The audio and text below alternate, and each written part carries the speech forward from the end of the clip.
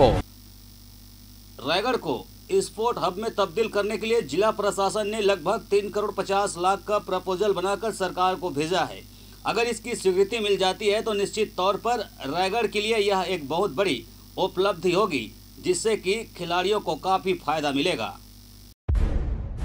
बहुत ही जल्द रायगढ़ को एक स्पोर्ट हब में तब्दील करने के लिए जिला प्रशासन ने लगभग 3.5 करोड़ का प्रपोजल बनाकर सरकार को भेजा है। अगर इसकी स्वीकृति मिल जाती है तो निश्चित तौर पर रायगढ़ के लिए यह एक बहुत बड़ी बात होगी और जिले की खिलाड़ियों को काफी फायदा मिलेगा। जिला कलेक्टर के निर्देशन पर रायगढ़ खेल विभाग द्वारा स्पोर्ट हब बनाने के लिए लगभग 3 करोड़ 50 लाख का प्रपोजल बनाकर सरकार को भेजा गया है, जिसमें महिला क्रिकेट एकेडमी एवं अन्य इंटरनेशनल करीब 8 खेलों के लिए शासन को प्रपोजल बनाकर भेजा गया है। अगर प्रपोजल शासन द्वारा मान्य कर लिया जाता है और स्वीकृति मिल जाती है तो निश्चित तौर पर रायगढ़ की तस्वीर कुछ और ही होगी। यहाँ के खिलाड़ियों को नेशनल ही नहीं वरन इंटरनेशनल स्तर के कोच एवं संसाधन उपलब्ध होंगे, जिससे कि रायगढ़ के खिलाड़ियों को और नए अवसर और आगे बढ़ने के मौके प्राप्त होंगे। वहीं जब हमने खिलाड़ियों से चर्चा की तो उन्होंने बताया कि निश्चित तौर पर यह काफी सराहनीय कार्य होगा।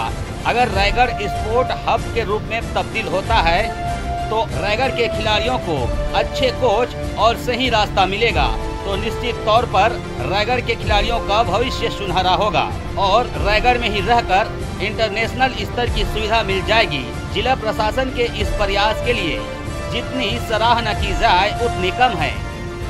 अभी वर्तमान में खेल एवं युवा कल्याण द्वारा व्यक्तिगत मेरे द्वारा और कलेक्टर साहब के मार्गदर्शन में हमने अभी वुमेन्स क्रिकेट एकेडमी का एक प्रपोजल 3 करोड़ 54 लाख रुपए का शासन को बजट में शामिल करने के लिए भेजा है। इस एकेडमी में हमारे पास में इस खेल की अधोसंरचना उपलब्ध है, सिर्फ हमें इसका सेटअप तैयार करना है।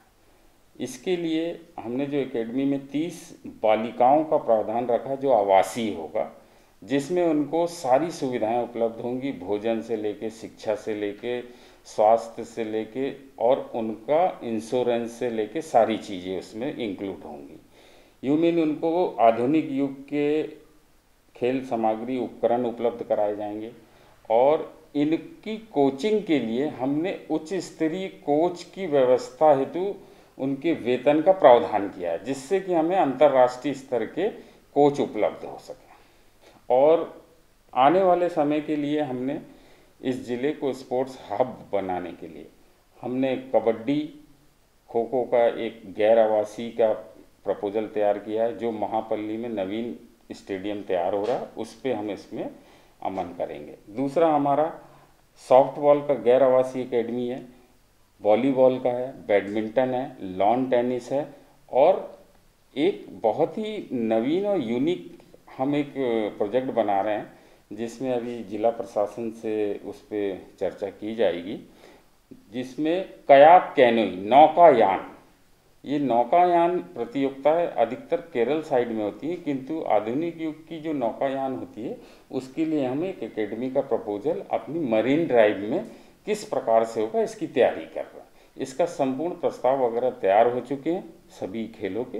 अब इसको कोविड की जैसे ही रिलैक्सेशन प्राप्त होंगे तो इसमें चर्चा करके इन प्रस्तावों को शासन को बजट के लिए भेजा जाएगा। इन एकेडमियों के लिए थोड़ी इंफ्रास्ट्रक्चर करना पड़ेगी, इसकी क्या व्यवस्था है? वर्तमान में हमने शासन की मंशा अनुसार हमारे पास जो उपलब्ध अधोसंरचना है उस पे हम काम कर रहे हैं। हम नवीन कोई भी प्रकार की इंफ्रास्ट्रक्चर बनाने के लिए हम प्रस्ताव तैयार नहीं कर रहे हैं। हमारे पास जो अधोसंरचना उपलब्ध है उसी पे हम इस गैर आवासीय और आवासीय एकेडमी का संचालन करने का प्रस्ताव भेजेंगे। सर क्या लगता है छोटे शहर में स्पोर्ट्स हब अगर बन जाता है ये छोटा शहर, तो यहाँ के जो छोटे जो खिलाड़ी हैं उनको कैसा फायदा करेगा, किस प्रकार? इस अकादमी खोलने से एक चीज़ निश्चित हो जाती है कि बच्चे का टोटल फोकस पढ़ाई और खेल की तरफ रहता है।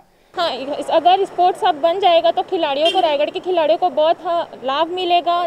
जो इंटरनेशनल कोच है, इंटरनेशनल लेवल के कोच हमको मिलेंगे। यहाँ एकेडमी बनेगी, जो NIS के कोच होते हैं, यहाँ से NIS जो हम लोग दूर दूर जाकर यहाँ से जाकर NIS की कोचिंग करते हैं, वो हम लोग को रायगढ़ में वो सुविधाएं मिलेंगी, NIS कोच मिलेंगे।